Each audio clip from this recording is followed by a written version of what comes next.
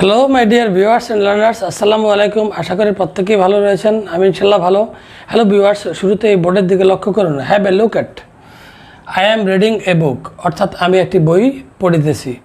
He is swimming, সে সাঁতার কাটিতেছে।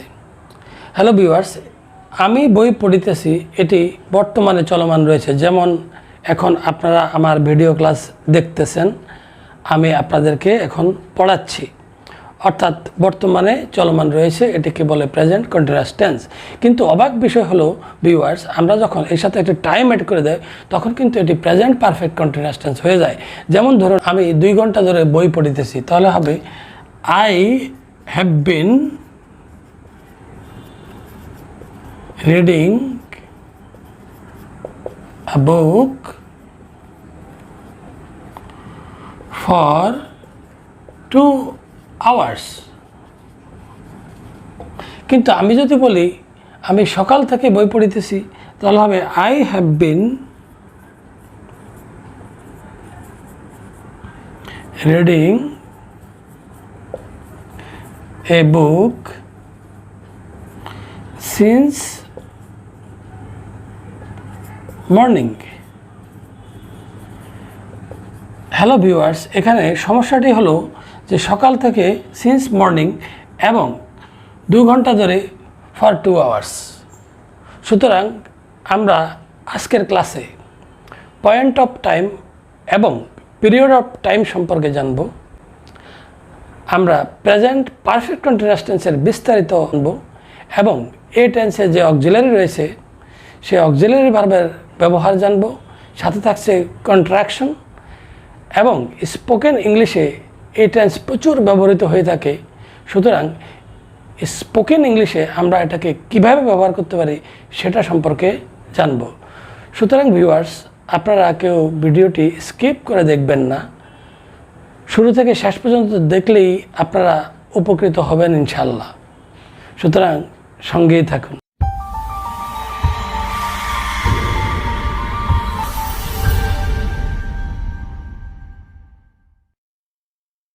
Hello viewers, Aminul Alam রয়েছে আপনাদের সাথে।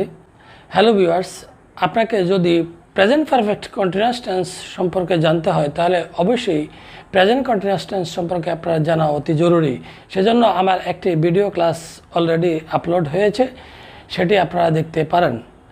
হ্যালো ভিউয়ার্স, আমরা প্রেজেন্ট কন্টিনিউয়াস টেন্স বলতে বুঝি বর্তমানে কোনো কাজ চলছে বা চলতেছে।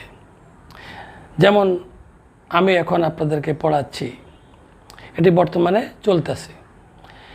হ্যালো ভিউয়ার্স, কিন্তু আমরা যদি প্রেজেন্ট পারফেক্ট কন্টিনিউয়াস টেন্সের সংজ্ঞা দেই তাহলে দাঁড়াবে কোনো কাজ পূর্বে শুরু হয়ে এখনও চলছে, অথবা কোনো কাজ আগে শুরু হয়ে এখনও চলতেছে, অর্থাৎ পূর্বে এবং আগে একই কথা।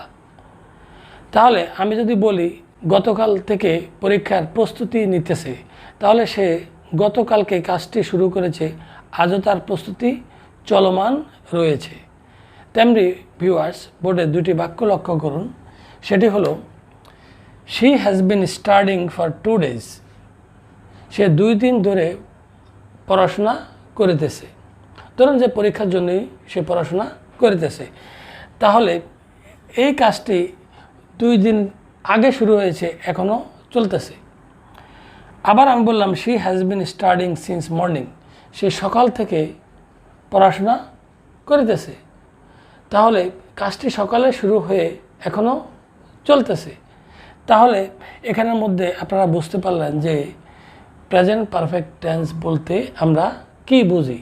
তারপর দেখুন, আমরা প্রেজেন্ট পারফেক্ট কন্টিনিউয়াস টেন্সে আমরা হ্যাজ বিন অক্সিলারি হিসাবে ব্যবহার করেছি। আমরা হ্যাভ বিনও ব্যবহার করব। যেমন আই বললে এখানে হ্যাভ বিন, আপনারা এর আগের উদাহরণে দেখতে পেয়েছেন, আই বললে হ্যাভ বিন হয়। তাহলে হ্যাভ বিন এবং হ্যাজ বিন আমরা এখানে বসাবো।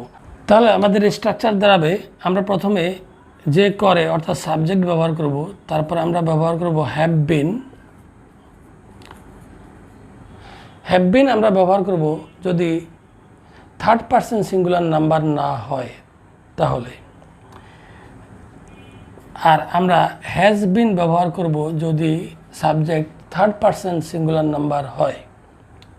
আমার অন্যান্য ভিডিওতে পার্সন সম্পর্কিত বিস্তারিত ব্যাখ্যা রয়েছে, আপনারা সেখানে দেখে নেবেন। আজকে আমি খুব একটা ব্যাখ্যা করব না। তারপর যেহেতু কন্টিনিউয়াস বলা হয়েছে, সেজন্য মেইন ভার্বের সাথে আমরা আইএনজি যোগ করব। আমি এখানে ভার্ব 1 লিখলাম। তারপরে আমাদের যদি কোনো এক্সটেনশন বা বাড়তি কথা থাকে সেটা আমরা লিখব, যেমন একটি বই বা পরীক্ষার জন্য, এরকম কোনো কথা থাকলে সেটা লিখব। আমি এক্স সংক্ষেপে লিখলাম, এক্সটেনশন। তারপরে আমি ফর অথবা সিন্স ব্যবহার করব। তারপর টাইমটা এখানে লিখে দেব, তারপরে আমার ফুল স্টপ। তাহলে ভিউয়ার্স, তাহলে স্ট্রাকচারটি দাঁড়াচ্ছে, আমরা প্রথমে 1 নাম্বার সাবজেক্ট ব্যবহার করব, তারপর হ্যাভ বিন অথবা হ্যাজ বিন ব্যবহার করব সাবজেক্ট অনুযায়ী, তারপর মেইন ভার্বের সাথে আমরা আইএনজি ব্যবহার করব। তারপর আমরা যদি কোনো বাড়তি কথা থাকে, যেমন সে একটি বই পড়িতেছে, এই একটি বই বাড়তি কথা, সেটা আমরা লিখব, অর্থাৎ এক্সটেনশন লিখব। তারপর আমরা যদি পয়েন্ট অফ টাইম হয় তাহলে আমরা সিন্স ব্যবহার করব, আর যদি পিরিয়ড অফ টাইম হয় তাহলে আমরা ফর ব্যবহার করব।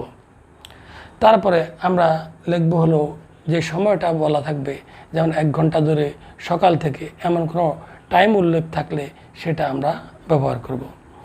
Hello viewers, point of time এবং পিরিয়ড অফ টাইম আমরা অনেকেই এই বিষয়টি ক্লিয়ার নই। পয়েন্ট অফ টাইম বলতে বোঝায়, যেমন আমি বললাম যে সকাল থেকে, সকাল এখানে একটা পয়েন্ট।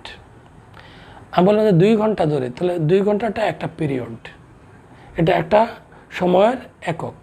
আমি বললাম যে সকাল থেকে, বিকাল থেকে, রাত থেকে, তাহলে আমি সেখানের মধ্যে সিন্স ব্যবহার করব, অর্থাৎ সকাল থেকে, অর্থাৎ থেকে ইংরেজি হবে সিন্স। আপনারা আরও জানেন যে সিন্স কনজাংশন হিসেবে ব্যবহৃত হয়ে থাকে, তখন সিন্সের অর্থ হলো যেহেতু। এটি 2টি বাক্যকে জয়েন করে। যেমন আমি একটি উদাহরণ দিই, যেহেতু সে অসুস্থ সেহেতু সে স্কুলে যাইতে পারেনি। Since he is ill he cannot go to school, অর্থাৎ এখানে 2টি বাক্যকে জয়েন করেছে। আর আমরা এখানে বলেছি সিন্স মর্নিং, অর্থাৎ সকাল থেকে, এখানের মধ্যে এটি প্রিপোজিশন হিসেবে ব্যবহৃত হয়েছে। তাহলে আপনারা বুঝলেন যে সিন্সের ডাবল ব্যবহার। আরও লক্ষ্য করুন ভিউয়ার্স, আমরা যদি বলি যে, যেমন আমাদের যে বারগুলো রয়েছে, শনি, রবি, সোম, অর্থাৎ আমাদের 7টি বার রয়েছে। আমরা যদি বলি সোমবার থেকে, তাহলে সিন্স মানডে। আমরা যদি বলি যে শুক্রবার থেকে, তাহলে সিন্স ফ্রাইডে। আমরা যদি বলি যে গত বছর থেকে, তাহলে আমরা বলবো সিন্স লাস্ট ইয়ার। তাহলে আমরা এভাবে বলবো। আর আমরা যদি বলি যে 1 বছর ধরে, অর্থাৎ আমরা এখানে ধরে বলছি, অর্থাৎ থেকে বললে আমরা সিন্স ব্যবহার করব, এবং ধরে বললে আমরা ফর ব্যবহার করব। যেমন 1 বছর ধরে, তাহলে ফর এ ইয়ার। গত বছর থেকে, সিন্স লাস্ট ইয়ার।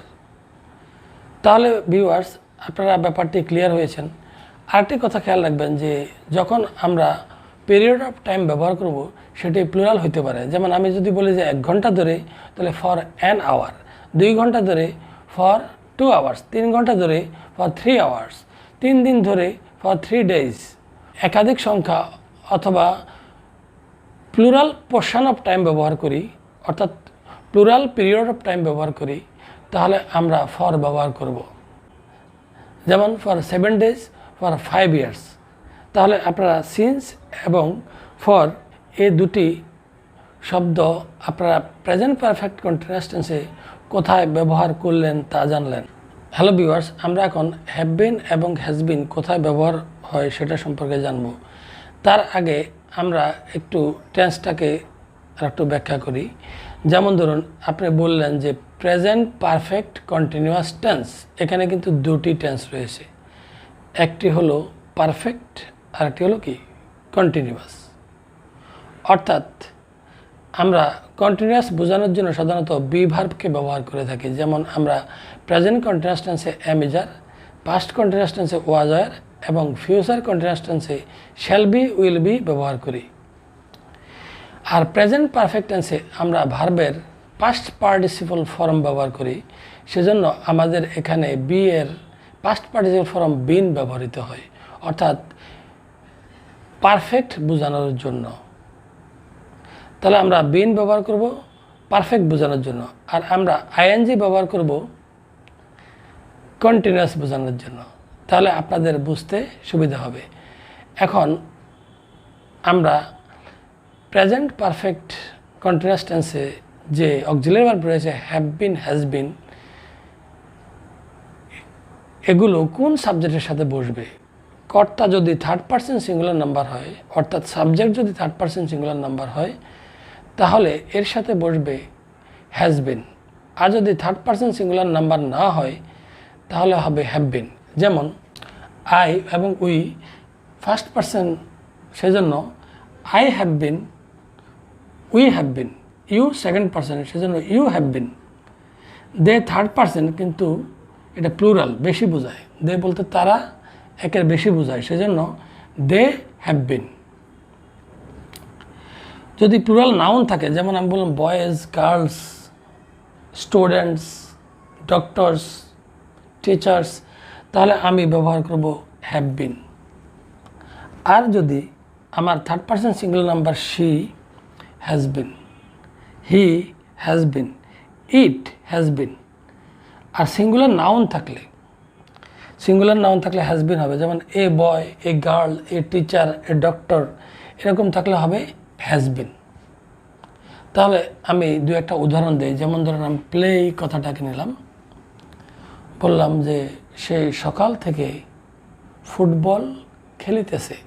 তাহলে কাজটি সকালে শুরু হয়েছে, এখনও চলমান, প্রেজেন্ট পারফেক্ট কন্টিনিউয়াস টেন্স। সুতরাং আমি সাবজেক্ট নিলাম সে, হি। তারপর আমি অক্সিলারি ভার্ব নিব হলো হ্যাজ বিন, তাহলে হি হ্যাজ বিন। তারপর আমি ব্যবহার করব ভার্ব, সেটি হলো প্লে, তাহলে প্লের সাথে আমি আইএনজি ব্যবহার করব, তাহলে হি হ্যাজ বিন প্লেয়িং। আর সকাল থেকে, এটি একটি পয়েন্ট অফ টাইম, সেজন্য আমি ব্যবহার করব সিন্স মর্নিং। তাছাড়া থেকে কথা থাকলে আপনারা সিন্সই ব্যবহার করবেন। তারপর আমি বললাম ক্যাচ, আমি 2 ঘন্টা ধরে মাছ ধরিতেছি। I have been catching fish for 2 hours. তাহলে আপনারা ক্লিয়ার হয়েছেন। এবার আমি প্রত্যেকটা বাক্য দিয়ে আপনাদেরকে প্রেজেন্ট পারফেক্ট কন্টিনিউয়াস টেন্স তৈরি করে দেখাচ্ছি। যেমন I have been drawing a picture for 2 hours. We have been drawing a picture for 2 hours. You have been drawing a picture for 2 hours. They have been picture for 2 hours. Boys have been drawing a picture for 2 hours. Girls have been drawing a picture for 2 hours. এবার আমি third person singular দিয়ে বলি, she has been drawing a picture for 2 hours. He has been drawing a picture for 2 hours. It has been raining. It has been raining for 2 hours. 2 ঘন্টা ধরে বৃষ্টি হচ্ছে। তারপর আমি যদি সিঙ্গুলার নাউন নেই, যেমন a boy has been drawing a picture for 2 hours. A girl has been drawing a picture for 2 hours. আশা করি আপনারা ক্লিয়ার হয়েছেন। হ্যালো ভিউয়ার্স, আপনারা রয়েছেন অ্যানালম মেথড ইজিয়েস্ট ইংলিশ টিপস চ্যানেলের সাথে। Hello viewers, present perfect continuous tense অনেক গুরুত্বপূর্ণ। আমরা স্পোকেন ইংলিশে কন্ট্রাকশন ব্যবহার করে থাকি, অর্থাৎ শর্ট ফর্ম, এবং নেগেটিভ বাক্য তো আমরা ব্যবহার করি, সাথে করি ইন্টারগেটিভ।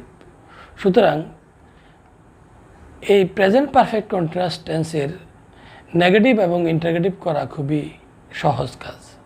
সুতরাং আমি এখন আপনাদেরকে কন্ট্রাকশন এবং নেগেটিভটা প্রথমে দেখাচ্ছি, শেষে থাকছে ইন্টারগেটিভ। তাহলে শুরু করা যাক। আমি প্রথমে থার্ড পারসন সিঙ্গুলার নাম্বার দিয়ে শুরু করব না, এর বাইরে যেগুলো রয়েছে সেগুলো দিয়ে শুরু করি। যেমন আমি এখানে কন্ট্রাকশন ব্যবহার করলাম, সেটা হলো আই হ্যাভ বিন।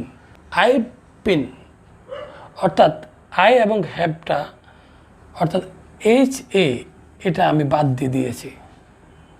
বাদ দেওয়াতে যখন আই এবং হ্যাভের সমন্বয় হলো আইভ। আইভ বিন, তাহলে আমি বলবো I have bin drawing a picture for 2 hours।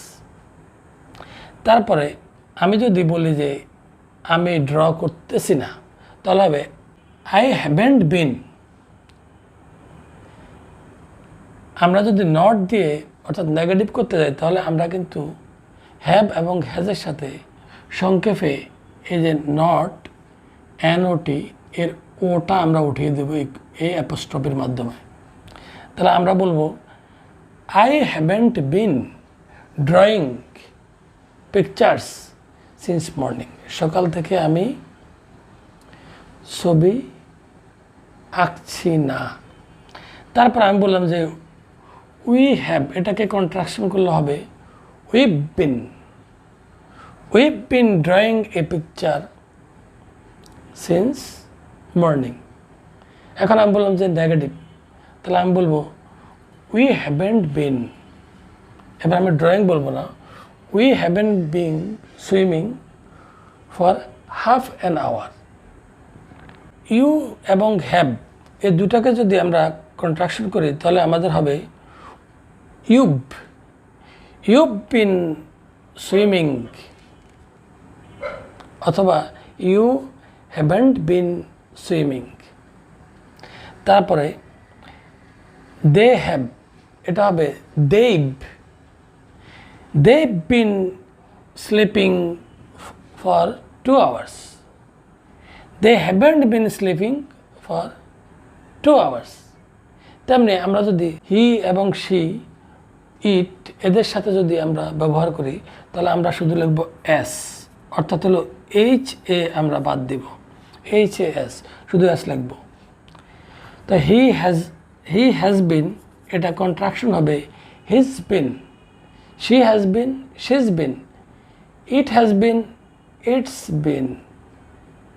তাহলে a boy has been, a boy has been, a girl has been, a girl's been।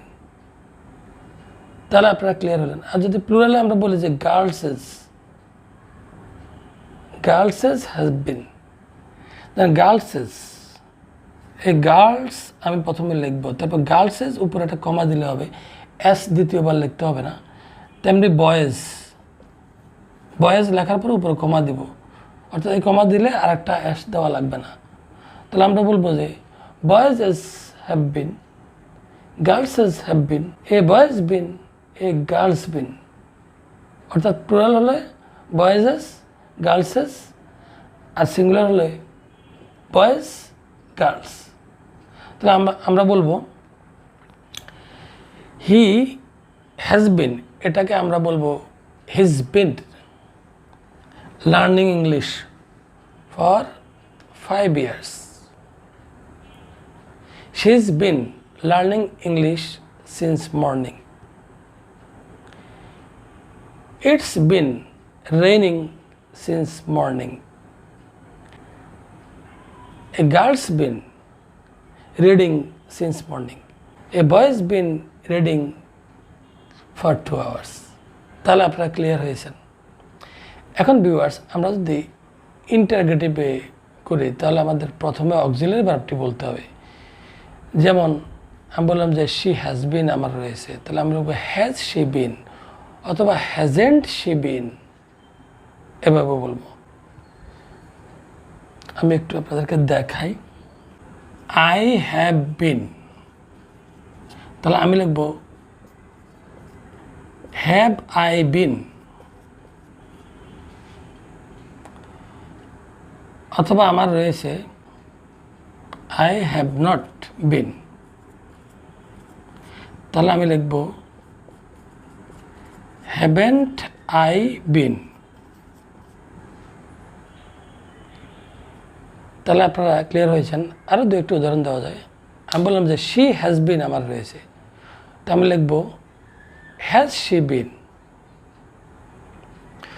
বললাম যে সে কি 2 দিন ধরে অঙ্ক করিতেছে, has he been doing sums for 2 days। সে কি 2 দিন ধরে জ্বরে ভুগিতেছে, has she been suffering from fever for 2 days। তাহলে আপনারা বুঝতে পেরেছেন। হ্যালো ভিউয়ার্স, প্রেজেন্ট পারফেক্ট টেন্সের সম্পূর্ণরূপে সঠিকভাবে যদি জানতে হয় তাহলে আপনাকে দু ধরনের ভার্ব সম্পর্কে জানতে হবে। সেটির একটি হলো অ্যাকশন ভার্ব আর একটি হলো নন অ্যাকশন ভার্ব। অ্যাকশন ভার্বকে ডাইনামিক ভার্বও বলা হয় এবং নন অ্যাকশন ভার্বকে স্ট্যাটিক ভার্বও বলা হয়ে থাকে। যেমন খেয়াল করুন, প্লে, ক্যাচ, ড্র অর্থাৎ এগুলো অ্যাকশন ভার্ব অথবা ডাইনামিক ভার্ব। নন অ্যাকশন ভার্ব যেগুলো রয়েছে যেমন লাইক, লাভ, বিলিভ, নো, আন্ডারস্ট্যান্ড, ওয়ান্ট, এগুলো হলো নন অ্যাকশন ভার্ব। যেমন আমি একটি উদাহরণ এখানে লিখেছি, যেমন I have been knowing you for 2 years। আমি তোমাকে 2 বছর ধরে চিনি। এটিকে প্রেজেন্ট পারফেক্ট কন্টিনিউয়াস টেন্সে করা যাবে না। এটাকে করতে হবে আই হ্যাভ নোন ইউ, অর্থাৎ প্রেজেন্ট পারফেক্ট টেন্স করতে হবে ফর 2 years। তেমনি আমি বললাম যে আমি তোমাকে 2 বছর ধরে বিশ্বাস করিতেছি। এটার ইংলিশ হবে I have believed you for 2 years। I have been believing you for 2 years হবে না। হ্যালো ভিউয়ার্স, তাহলে আপনারা এই ভার্বগুলো খেয়াল রাখবেন। যেমন প্রেজেন্ট কন্টিনিউয়াস টেন্সে আমি দেখিয়েছি ভার্ব অফ পারসেপশন, যেগুলো আমরা সেন্সের মাধ্যমে উপলব্ধি করি, সেই ভার্বের সাথে আইএনজি যুক্ত করে প্রেজেন্ট কন্টিনিউয়াস টেন্স করতে হয় না, সেগুলো প্রেজেন্ট ইনডিফিনিট টেন্স হয়। আর এখানে এ জাতীয় যে ভার্বগুলো রয়েছে, এই ভার্বগুলো প্রেজেন্ট পারফেক্ট কন্টিনিউয়াস টেন্স হয় না, এগুলো প্রেজেন্ট পারফেক্ট টেন্স হয়। হ্যালো ভিউয়ার্স, আরও দু একটি বিষয় লক্ষ্য রাখা জরুরি। যেমন আমি বললাম যে গো, এর সাথে আপনি আইএনজি যুক্ত করে দিতে পারবেন, কিন্তু আমি যদি বলি যে কাম, তাহলে কিন্তু আপনি আইএনজি যুক্ত করার জন্য শেষে যে ইটি রয়েছে সেটি উঠিয়ে আইএনজি যুক্ত করতে হবে, তাহলে COMING হবে। তেমনি লাই কথাটা যে রয়েছে এর সাথে LIE, এখানেও শেষে ই রয়েছে, এই ইটি উঠে যাবে, আর LIE অর্থাৎ এলের পরে আই রয়েছে, আইটি ওয়াই হয়ে যাবে। অর্থাৎ লাইং এর সাথে আইএনজি যোগ হবে, অর্থাৎ লাইয়ের সাথে আইএনজি যুক্ত করলে হবে LYING। আরেকটি বিষয় খেয়াল রাখবেন, যেমন ধরুন কোনো ভার্বের মধ্যে যদি প্রথমে কনসোনেন্ট, পরে ভাওয়েল এবং তারপরে কনসোনেন্ট থাকে, তাহলে শেষের কনসোনেন্টটি ডাবল হবে। যেমন রান, যেমন রান, রান বলতে এই আর হলো কনসোনেন্ট, তারপরে হলো টি ভাওয়েল, তারপর কি কনসোনেন্ট, সুতরাং এন একটি বাড়িয়ে তারপর আইএনজি যোগ করতে হবে। যেমন গেট, গেটিং। যেমন প্ল্যান, কনসোনেন্ট, ভাওয়েল, কনসোনেন্ট, তখন একটি বাড়িয়ে দিতে হবে। এটাকে সংক্ষেপে আপনারা কনসোনেন্ট, ভাওয়েল, কনসোনেন্ট CBCও বলতে পারেন। তাহলে কোথায় শেষের বর্ণটি ডাবল হবে সেটা আপনারা জানেন। হ্যালো ভিউয়ার্স, আজকের ক্লাস এ পর্যন্তই। ভিউয়ার্স, আপনাদের যদি আমার ক্লাসটি ভালো লেগে থাকে তাহলে আমার এই চ্যানেলটি যাতে রাইজ করতে পারে সেই জন্য আপনারা আমার চ্যানেলের সাথে থাকবেন। যে কোনো একটি চ্যানেলের সাথে কন্টিনিউ করতে হবে। আপনারা যদি এই চ্যানেল থেকে ওই চ্যানেলে আপস অ্যান্ড ডাউন করেন তাহলে সঠিকভাবে ইংরেজি শিখতে পারবেন না। আপনার যে কোনো একটি চ্যানেলকে প্রথমে বেছে নিতে হবে যদি আপনি ইংলিশে দুর্বল হয়ে থাকেন। আর যদি আপনি ইংলিশে সবল হয়ে থাকেন তাহলে আপনি কোন চ্যানেল দেখলেন, কোন স্যারের সাথে ক্লাস করলেন সেটা কোনো বিষয় নয়। সুতরাং ভিউয়ার্স, আমার চ্যানেলটিকে সাবস্ক্রাইব করে শেয়ার করে এই চ্যানেলটি রাইজিংয়ে সহায়তা করবেন বলে আশা করি। আল্লাহ হাফেজ।